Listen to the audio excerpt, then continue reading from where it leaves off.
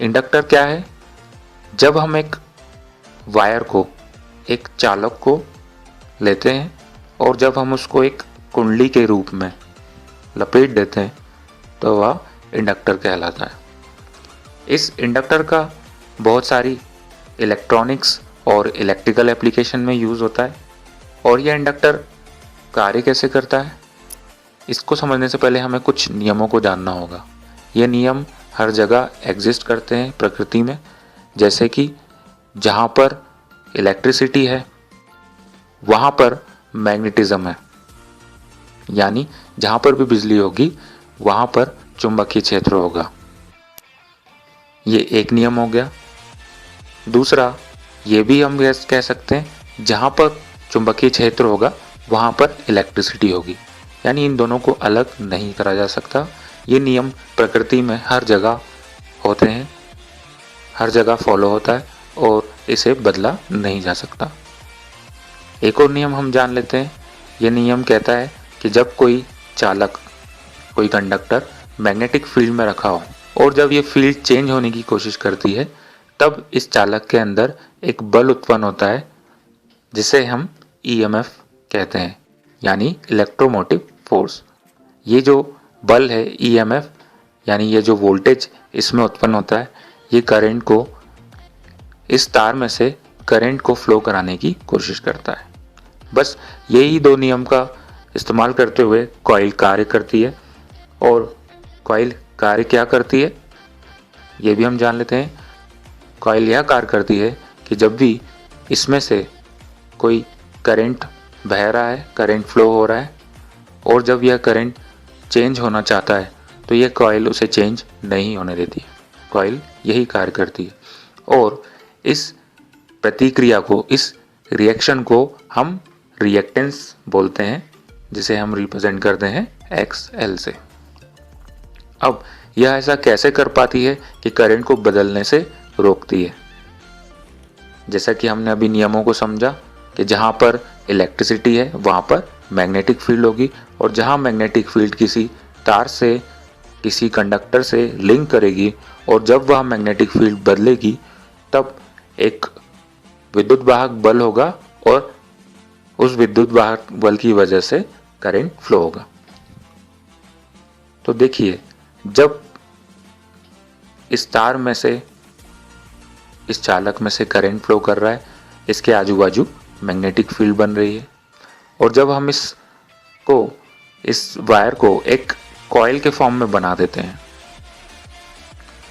तब क्या होता है, जैसे कि यहाँ से करंट फ्लो कर रहा है, जैसे कि इस बल से करंट फ्लो कर रहा है, इसके आजू बाजू मैग्नेटिक फील्ड बनेगी और ये बाजू वाले बल से, बाजू वाले टर्न से लिंक होगी।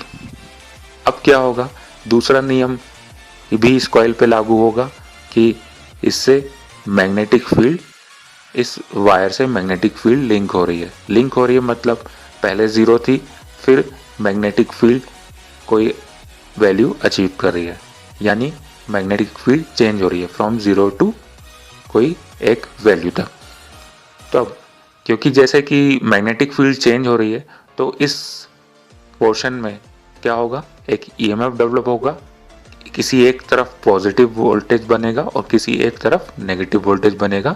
अब किस तरफ पॉजिटिव बनेगा, किस तरफ नेगेटिव बनेगा, हम उसकी डिटेल में नहीं जाएंगे।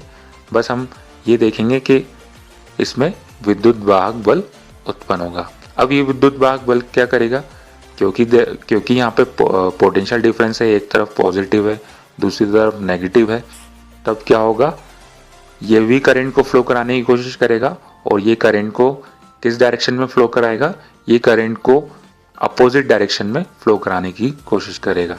यानी पहले जिस डायरेक्शन में करंट फ्लो हो रहा था उसके अपोजिट डायरेक्शन में एक और करंट फ्लो होने की कोशिश करेगा। अब किसी एक तार में दो करंट एग्जिस्ट नहीं कर सकते, फ्लो नहीं कर सकते, इसलिए इन दोनों करंट का रिजल्टेंट इस कॉइल में फ्लो होगा।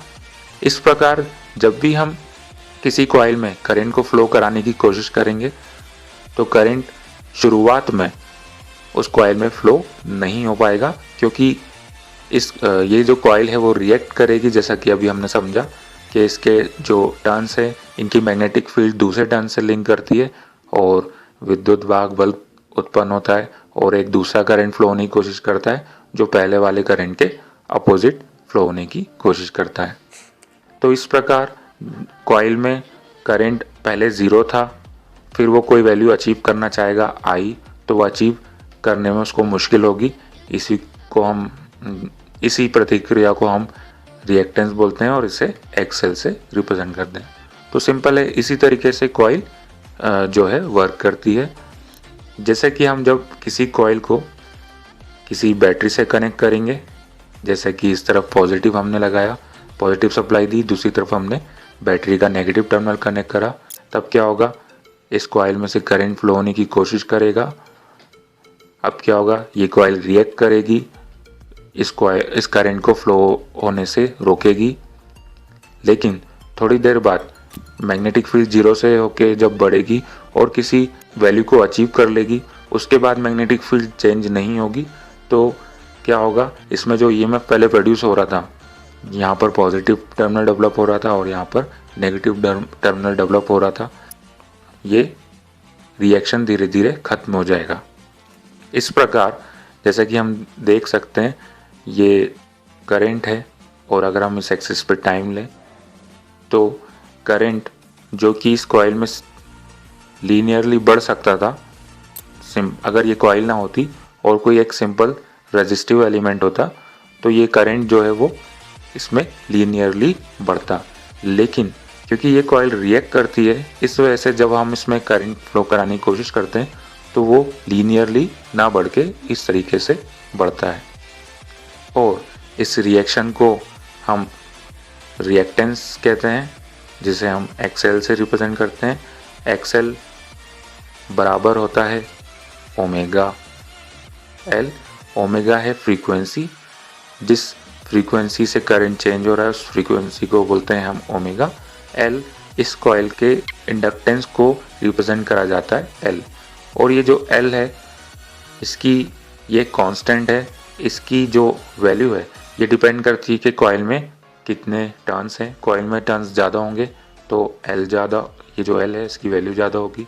कॉइल में टर्न्स कम होंगे तो ये जो एल है इसकी वैल्यू कम होगी। दूसरा, अगर ये कॉइल किसी मैग्नेटिक मटेरियल के ऊपर बंधी हुई है, मैग्नेटिक मटेरियल जो कि सॉफ्ट आयरन कोर होती है, जब ये कॉइल इसके ऊपर बंधी होती है तो एल की वैल्यू फिर और ज़्यादा होती है। जितना ज़्यादा वैल्यू एल की होगी उतना ज़्यादा हमको रिएक्टेंस मिलेगा, यानी रिएक्शन मिलेगा। और जितनी ज़्यादा हम फ्रीक्वेंसी से करंट देंगे, जितना ज़्यादा चेंज होगा करंट, उतना ही ज़्यादा रिएक्टेंस हमको कॉइल से मिलेगा।